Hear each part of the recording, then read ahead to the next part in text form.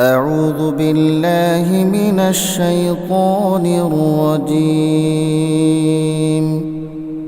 بسم الله الرحمن الرحيم.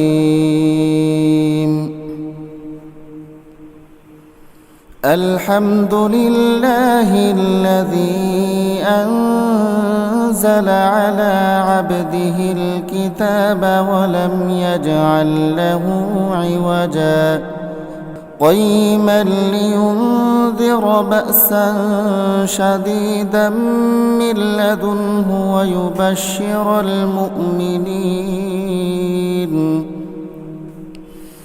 ويبشر المؤمنين الذين يعملون الصالحات أن لهم أجرا حسنا ماكثين فيه أبدا وينذر الذين قالوا اتخذ الله ولدا ما لهم به من علم ولا لآبائهم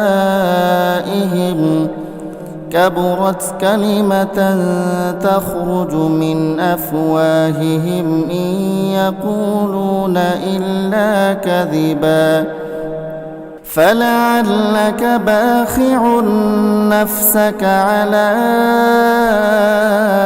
آثارهم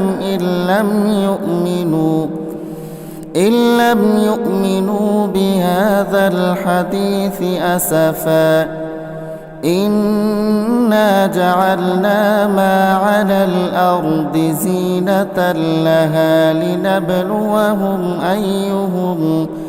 لنبلوهم أيهم أحسن عملا وإنا لجاعلون ما عليها صعيدا جرزا أم حسبت أن أصحاب الكهف والرقيم كانوا من آياتنا عجبا إذ أوى الفتية إلى الكهف فقالوا ربنا آتنا من لدنك